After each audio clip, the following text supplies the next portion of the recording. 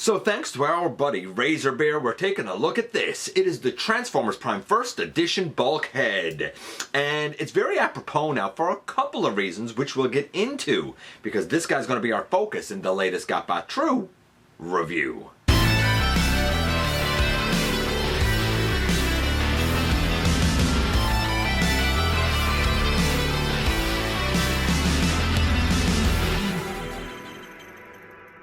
Hey all, welcome back to the channel. I'm your host, your most humble of hosts, Dennis Moulton, aka GotBot. As always, man, please like, comment, share, of course subscribe, and while you're at it, light up my baby! Hit that notification bell, please, as it helps me out a ton, and I'll let you know when content of all sorts goes up here on the channel. Check out Machinery of Man, The Everything Factor, all the groups that I'm either a mod or an admin for, as well as all of my social media links. All of that in the description down below.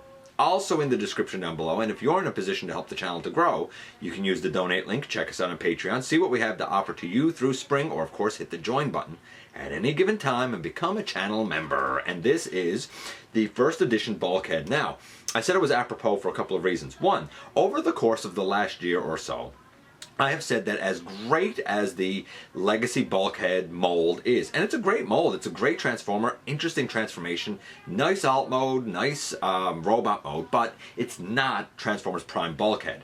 Some people have said, well, it teeters on being a version of animated Bulkhead. Maybe, but on the packaging, it is labeled as Prime Universe Bulkhead, which means it is intended to be an homage to this iteration of Bulkhead. And other than the head sculpt itself, I don't see anything about that, and I guess the color green, I don't see anything about that that says to me Bulkhead, and we will see that comparison here, and I'll get into it a little bit more.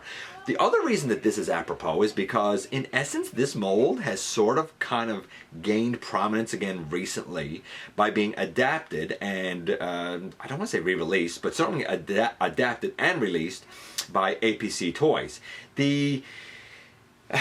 Like their version of this guy comes with, some alternate colors, and I believe he comes with like a battle hammer thing, if I'm not mistaken. But in essence, it is basically the same thing as this. So my thoughts about the first edition here will really be my thoughts about what the APC Toys version would be as well. Yeah, so is he good? Is he bad? Has he stood up well over time? Well, we're about to find out when we head over to the table and take a closer look at this guy. And so today we're going to be taking a look indeed at the Transformers Prime First Edition Bulkhead, which in essence is the same sort of thing as the more recent APC Toys version of First Edition Bulkhead. Granted, the colors are a bit different. The APC Toys one comes with a hammer as well. But before we kind of talk any more about the First Edition Bulkhead, I wanted to begin things with this comparison. I have no box, I have no instructions, but what I do have is Legacy Bulkhead next to the Transformers Prime First Edition Bulkhead. And Legacy Bulkhead is supposed to be from the Prime universe. I'm sorry, but when I look at these two side by side, nothing other than the head, because I do think the head sculpts are pretty darn close. As a matter of fact, I think the shape of the eyes on the Legacy is more accurate than it is on the First Edition. But from the neck down, literally zero about this says Bulkhead to me. Nothing other than green. If you change this color to orange or blue or red, nobody would ever mistake and say, oh wow, that's an updated Bulkhead. Ever in a billion years. This, as good as it is, and it is quite good, but it absolutely positively is not and never was and never will be Transformers Prime Bulkhead. I had to clarify that because a lot of people over the years, well, over the year, has said to me, oh no, here's a great update to Bulkhead, he looks just like him. I'm like, are you blind? He is not just like him, and here's the side-by-side to prove it. Why do I say that? Because most fans of Prime tend to see this guy as really kind of a quintessential version. I know we got a Voyager later on, but the first edition is kind of seen as like, man, that was like the most ideal version of Bulkhead that we got in the Prime line. Is it perfect? No, but let's talk about the look right away. So, the green should be darker, much like the APC Toys, though I do like this green. The pelvis here, that is like kind of a gunmetal gray, and the goldy beigey color, that should all be silver, which I believe the APC Toys one, I still don't think that they get it right. I think the APC Toys one is more this color. The knees are the right color. The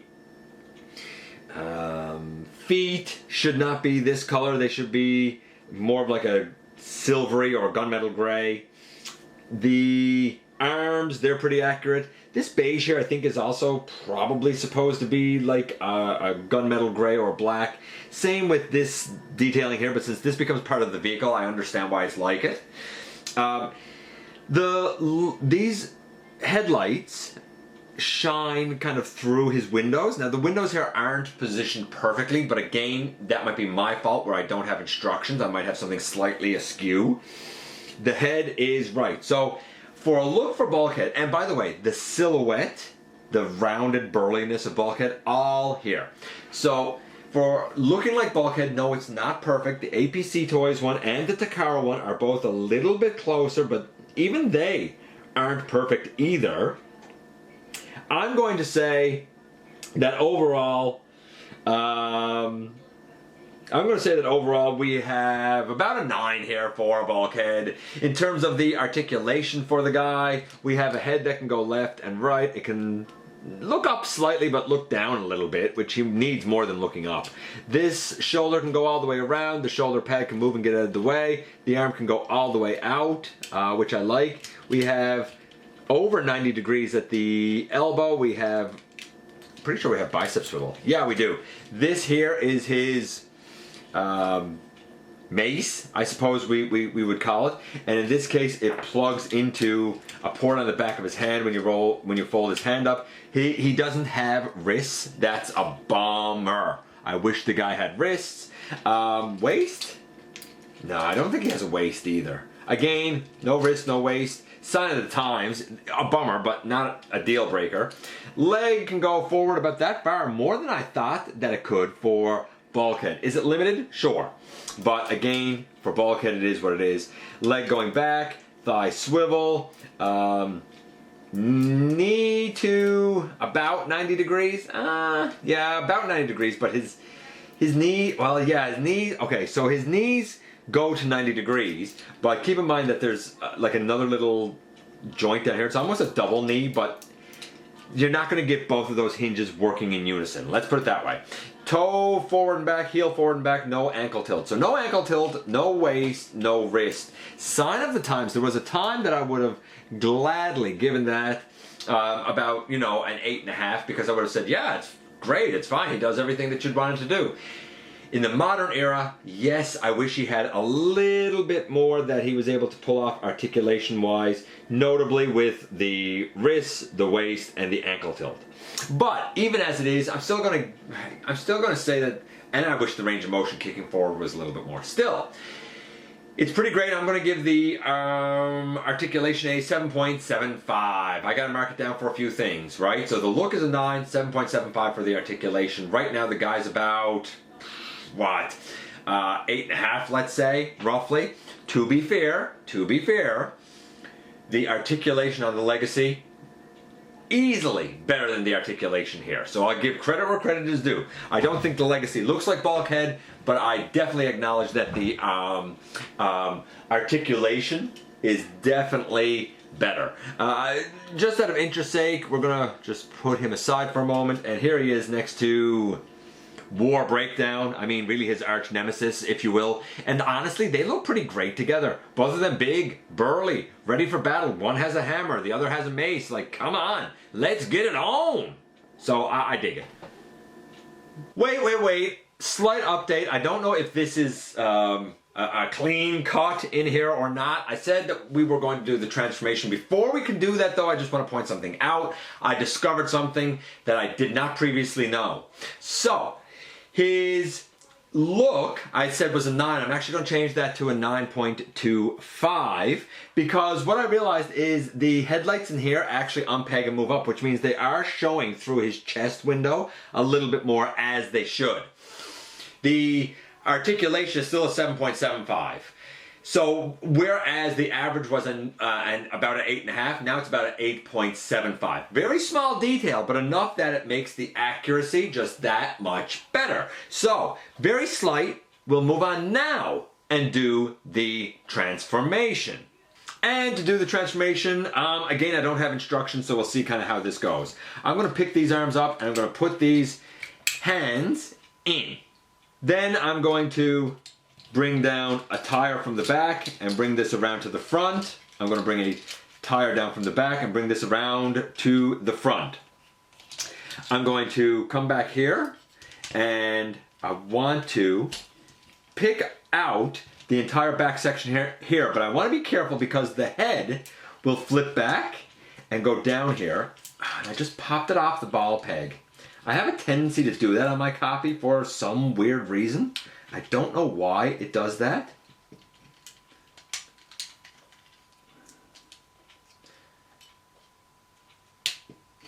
See if I can get it back on the ball peg here again. There. Let's try this again. There we go. It's a bit of a tight squeeze to get the head to go around, and then we straighten this piece up. Now that's the entire roof done. Hopefully on your first edition or your APC, the head doesn't pop off the ball joint like it does there. A little bit on mine. These shoulder pads come down, and this shoulder pad also comes down, and we kind of bring all of this in underneath. Right? The arms we're just going to leave there all like that for now. The feet we fold in and the heels we fold in. They meet up on the bottom of the bot like this and like this. We fold at the knee to bring the entire kind of body up. We unpeg that and we bring up the bumper. Make sure now that I can close that up. Bring this down. We'll bring together these arm sections here on the back. These hands should be able to go up underneath. And we should be able to kind of straighten all of that up. Okay. Then we come to the front here and we straighten out the headlights, and we bring that down and we bring that down, and it makes, of course, the like hood section, right, for our guy here. Then we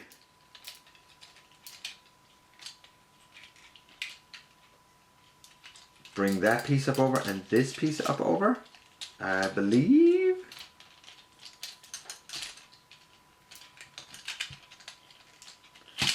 The joy of doing this stuff with no instructions, right? Yeah, and then now we got to start kind of trying to squeeze all of this together, which is a little bit of a chore and a bear. Put that side in, put that side in. Now with those sides in, we should be able to finagle the back end down more. Why am I having trouble with that now?